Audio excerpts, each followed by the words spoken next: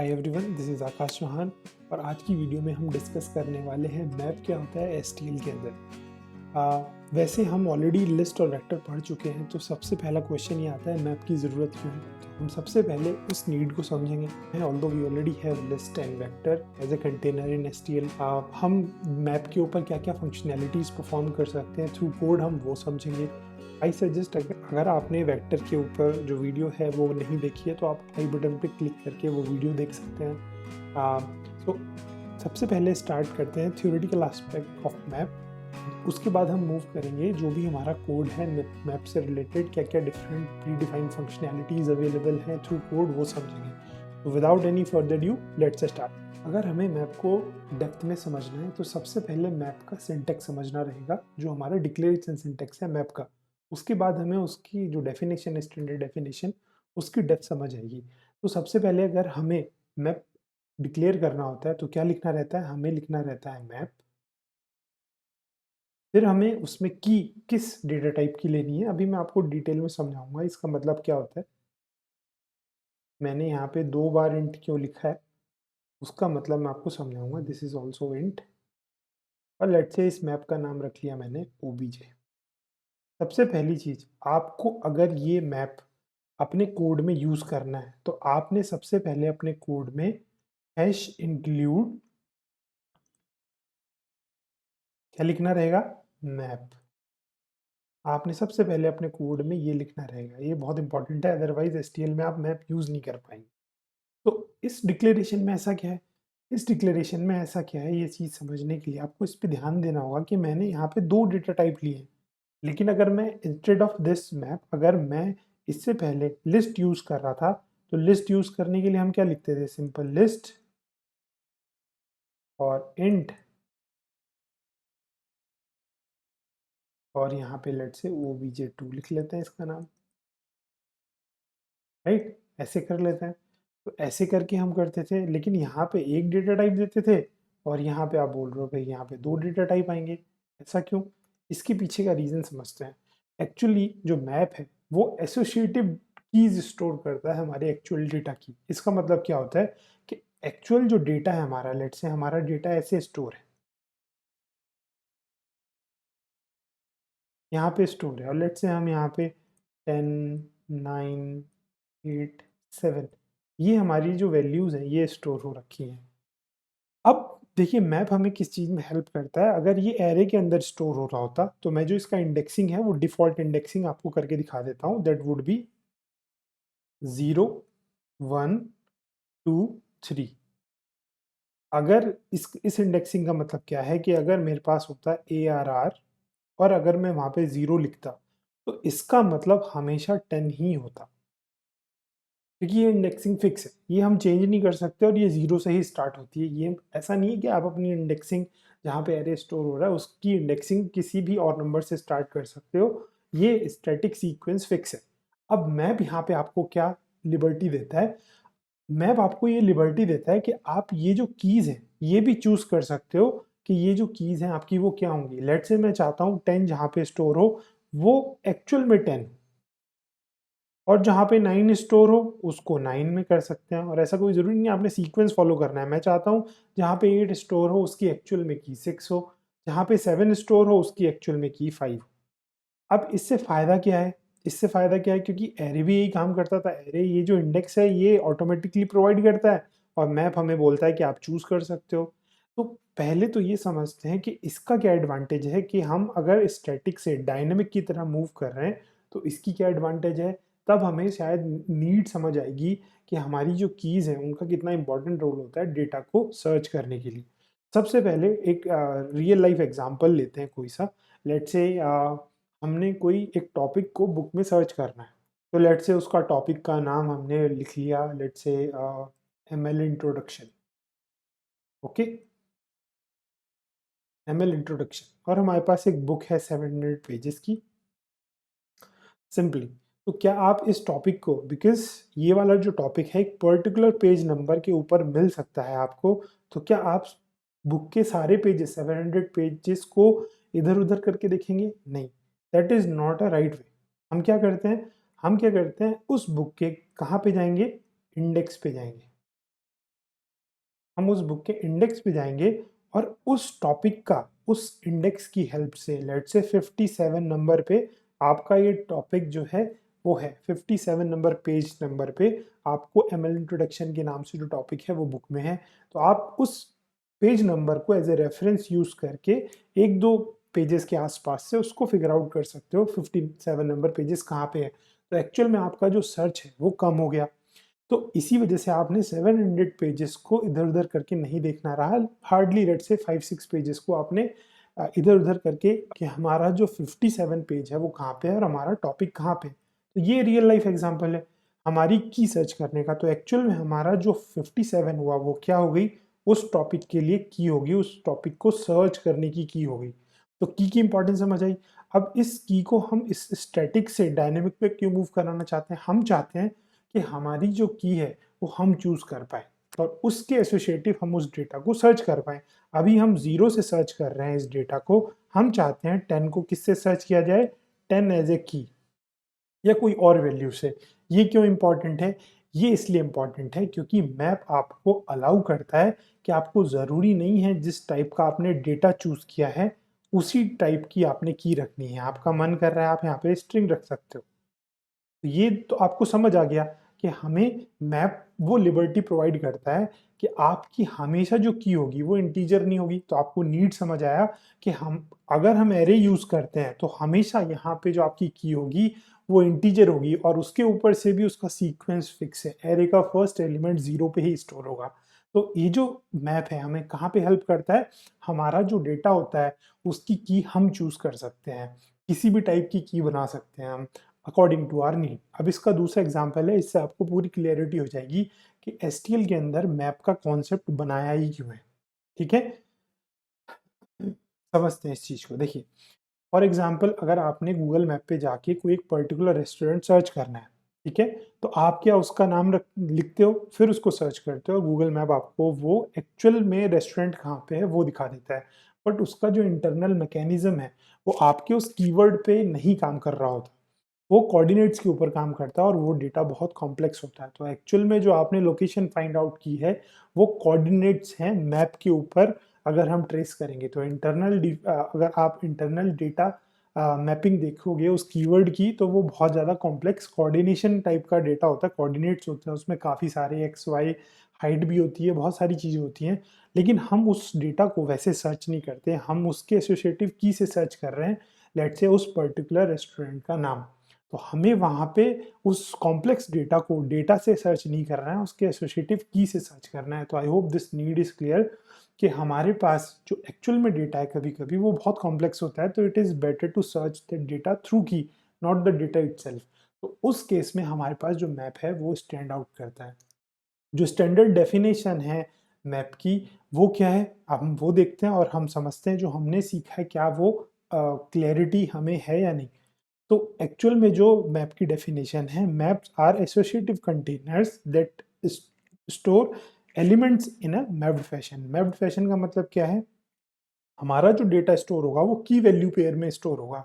एक की होगी, एक उस एसोसिएटिव डेटा जो पर्टिकुलर डेटा है उसकी हमारे पास वैल्यू होगी। तो की वैल्यू पेयर में हमारा डेटा स्टोर होगा, केवल हमारे पास डेटा नहीं स्टोर होगा। ठीक है, आ, इसको अगर हमें आसान भाषा में समझना है तो क्या बोल सकते हैं हम, each element in a map has a key value and a mapped value. तो यहाँ पे इसको मैप्ड वैल्यू बोलते हैं या फिर आप इसको की वैल्यू पेयर भी बोल सकते बोल सकते हो। सो इसी अंडरस्टैंडिंग को हम जो कोड है उसके थ्रू समझते हैं और क्या क्या डिफरेंट फंक्शनैलिटीज़ हैं मैप के ऊपर, वो क्या क्या परफॉर्म कर सकते हैं, वो सारी चीज़ों को कोड के थ्रू समझते हैं। तो लेट्स स्टार्ट। तो सबसे पहले हम मैप को डिक्लेयर कैसे करते हैं वो समझते हैं, और उससे भी पहले मैंने आपसे बताया था कि अगर हमें मैप यूज़ करना है तो हमें क्या यूज़ करना रहेगा, हमें उसकी हेडर फाइल्स जो मैप के नाम से है एसटीएल में उसको यूज़ करना रहेगा, अदरवाइज हम मैप को यूज़ नहीं कर पाएंगे। सबसे पहले एक्सप्लोर करते हैं किसी मैप को डिक्लेयर कैसे करते हैं। जैसे मैंने आपको पहले बताया था हमने दो डेटा टाइप लेने हैं, मैंने दोनों इंटीजर के लिए मैंने अभी आपको बताया था, हम इसका नाम रख देते हैं लेट्स से ओपीजे। ठीक है, मैं कन्वीनियंस के लिए जो की है उसको भी इंटीजर मान रहा हूँ, आप इसकी जगह स्ट्रिंग भी ले सकते हो, कैरेक्टर भी ले सकते हो, फ्लोट भी ले सकते हो, but for the convenience I am taking it as an integer. अब देखिए हमारे पास ऑब्जेक्ट के नाम से एक मैप आ गया है। अगर हमें इसमें कोई डेटा इंसर्ट करना होगा तो हमारे पास एक फंक्शन अवेलेबल है इंसर्ट के नाम से। लेकिन इंसर्ट में हमारे पास 2 चीज़ें हैं, एक तो हमारे पास की है और एक हमारे पास वैल्यू है। तो हमारे पास अगर हम इंसर्ट में 1, 1 लिखते हैं तो इसका मतलब क्या है? 1 हमारी जो की है वो किसको आइडेंटिफ़ाई करेगी? 1 एज़ अ वैल्यू। ज़रूरी नहीं है आपने 1 ही स्टोर करना है, आप कुछ भी कर सकते हो। लेट्स से अगर मुझे ये statement multiple time I will simply paste it and different. अब एक और चीज़ समझ लेंगे इसी के साथ-साथ कि क्या डुप्लीकेट की भी स्टोर कर सकते हैं? अगर हमने 2 पे लेट्स से 3 स्टोर किया, 3 पे 5 स्टोर किया एंड 4 पे 6 स्टोर किया। तो क्या ऐसा पॉसिबल है कि हम 1 की जगह एक बार 1 स्टोर करें और फिर 10 स्टोर करें?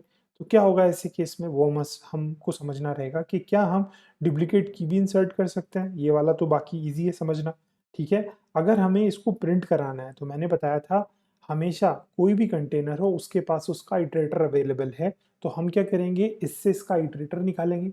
हमारे पास उसका बिगिन जो सबसे पहली नोड होगी वो निकालेंगे और उस नोड से हमने की और वैल्यू को एक्सेस करेंगे। तो क्या करना है हमने? हमने मैप के अंदर क्या यूज़ करना है? हमें पता है हमने इंटीजर यूज़ किया है, लेकिन हमें इसका क्या चाहिए? आइटरेटर चाहिए।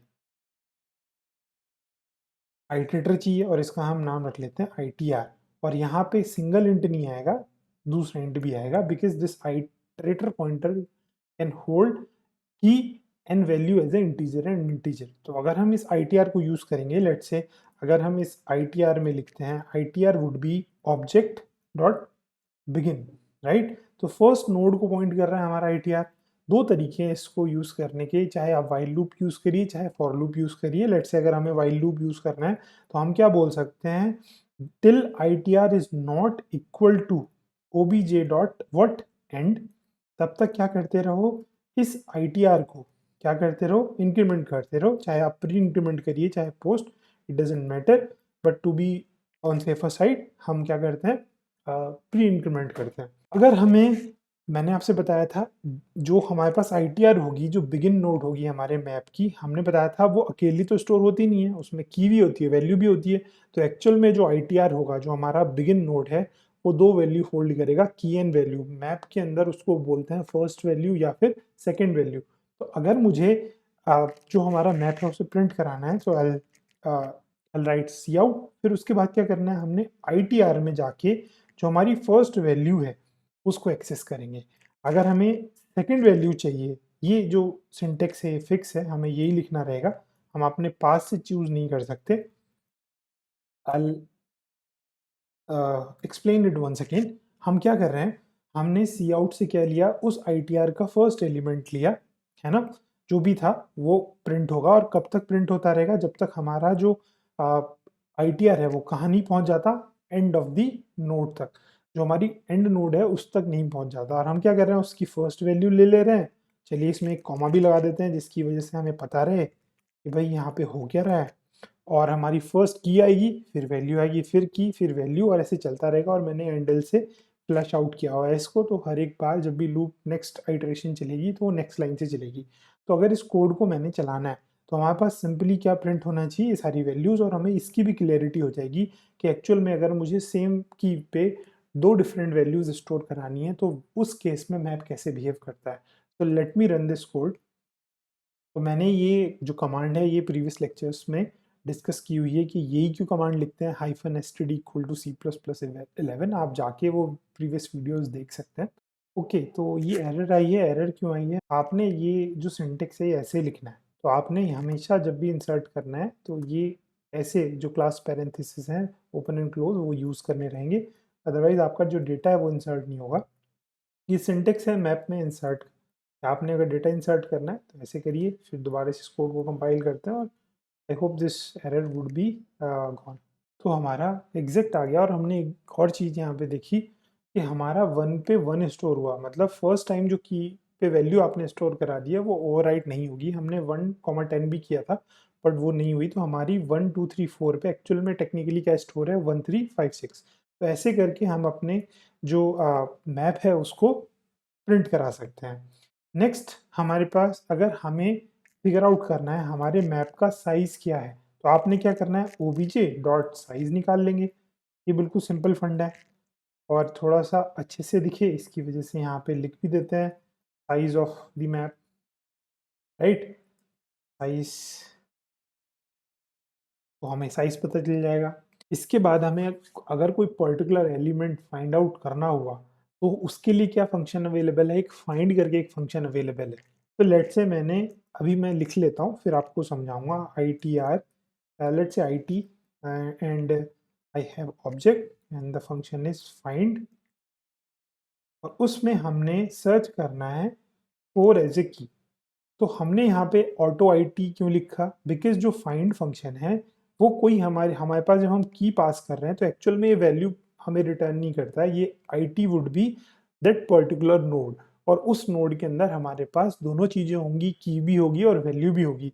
तो अगर मैं ये जो सिंटेक्स है इसको कॉपी पेस्ट कर देता हूँ यहाँ पे, after I T instead of I T R I T, तो हमारे पास फर्स्ट और सेकंड दोनों वैल्यूज होंगी।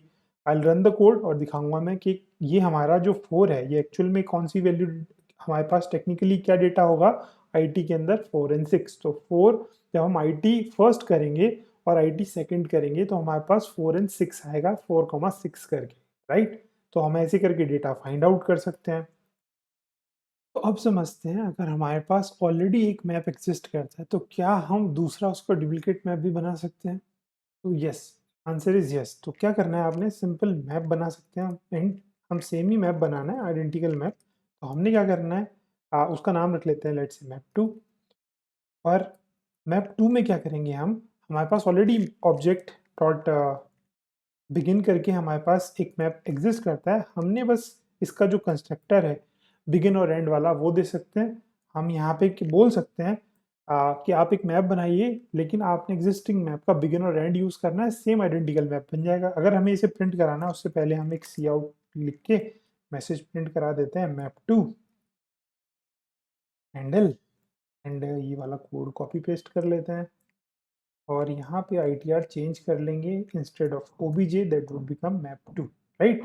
तो मैप 2 हमारा बिगिन और उसके एंड तक हम सारे एलिमेंट इसके प्रिंट हो जाएंगे। तो इस कोड को चलाते हैं और जितना भी हमने कोड लिखा उसको मैप करने की कोशिश करते हैं। तो हमारे पास डेटा आ गया। थोड़ा सा यहाँ पे हमारा अपसर्ड डेटा आ रहा है, इसको देखते हैं ये क्यों आ रहा है, क्योंकि हमारा मैप यहाँ तक चलना चाहिए था लेकिन ये क्यों आ रहा है वो देखते हैं। हमारा बिगिन से एंड तक गया OBJ and goes to this map 2 से स्टार्ट होता है map 2। okay, so the problem is this obj, so here also it should be map 2, answer should be right now। इसके बाद हम समझते हैं, अगर हमें कोई पर्टिकुलर एलिमेंट मैप से डिलीट करना हो तो क्या करना है, बहुत सिंपल है। हम obj के अंदर एक इरेज करके एक फंक्शन होता है। आपने क्या करना है, जो भी आपने की वैल्यू डिलीट करनी है, लेट्स से मैंने 4 वाली डिलीट करनी है, दोबारा से क्या करते हैं, इस कोड को प्रिंट करते हैं, I T R would become OBJ begin, और सिंपली हमारा कोड जो है वो प्रिंट हो जाना चाहिए। तो अब हम क्या कर रहे हैं, हमारे पास जो 4 एज ए की स्टोर है वहाँ पे की एंड वैल्यू दोनों इरेज हो जानी चाहिए। तो हमने इरेज के अंदर केवल की पास करनी है। हमारे पास फिलहाल जो आउटपुट आएगा वो देखते हैं वो क्या आ रहा है। तो ठीक आ रहा है, हमारा 4 जो है वो की एंड वैल्यू दोनों ही डिलीट हो गई। ये साइज वाला फंक्शन हमने पहले देखा था और ये फाइंड वाला डेटा है। हमारा यहाँ से 4 एंड 6 दोनों डिलीट हो गया है ना। तो थोड़ा सा क्लैरिटी के लिए यहाँ पे एक स्टेटमेंट भी ऐड कर देते हैं, पोस्ट इरेज। अब समझते हैं, हमारे पास एक और फंक्शनैलिटी होती है मैप के अंदर। ये मेन फंक्शनैलिटी है जो आपके इंटरव्यूज में भी काम आ सकती है। तो it is very important to understand all these functionalities. So there is an functionality called map dot empty. तो अगर मैंने क्या किया, इफ में ओबीजे डॉट, और मुझे पता है कि ये ट्रू रिटर्न कर रहा है लेट से, तो इसका मतलब क्या है, हमारा जो मैप है हम क्या बोल सकते हैं, इट इज़ एम्प्टी। तो हम बोल सकते हैं map is empty, right. Let say अगर हमारा ये जो मैप है ऑब्जेक्ट ये रिटर्न करता है फॉल्स, तो हम क्या बोल सकते हैं इसके लिए, map is not empty, right. Map is not empty. इसको भी हम इंडेल लगा देते हैं। ओके, इसके बाद अगर मुझे सारे एलिमेंट डिलीट करने हो मैप के तो क्या करना है, तो उसका भी बहुत अच्छा एक इजी तरीका है, obj.clear। इट मीन्स हमारे मैप जो है उसके सारी की सारी वैल्यू सब डिलीट कर दो। हमें प्रिंट करने के देखने की ज़रूरत नहीं है, हम सिंपली क्या चेक कर सकते हैं, हमारा जो obj है उसका साइज चेक कर सकते हैं। Now that would be 0, right. अगर हम यहाँ पे लिखें let's say C out size,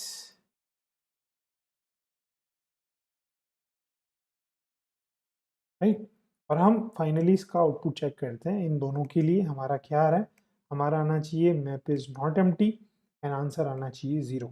late me run the code once again. Okay, तो हमारा मैप इज नॉट एम्प्टी आ रहा है और साइज इज नाउ 0। तो ये सारे मैप के बहुत इंपॉर्टेंट फंक्शंस थे जो हमने सीखे। This is all for today's lecture. इससे नेक्स्ट लेक्चर में हम डिस्कस करने वाले हैं एल्गोरिथम क्या होता है एसटीएल के अंदर, एल्गोरिथम की ज़रूरत क्या है। ऑल्दो हमारे पास मैप में, लिस्ट में, वेक्टर में, सब में खुद की प्रीडिफाइंड फंक्शनैलिटीज़ होती हैं जिनको पीडीएफ्स बोलते हैं, बट स्टिल उसके बावजूद भी हमें एल्गोरिथम एक नए जनरल फंक्शनैलिटीज़ दी हुई हैं, बट वो क्यों दी हुई हैं वो समझेंगे नेक्स्ट लेक्चर में। So that's all and thank you so much, have a good day.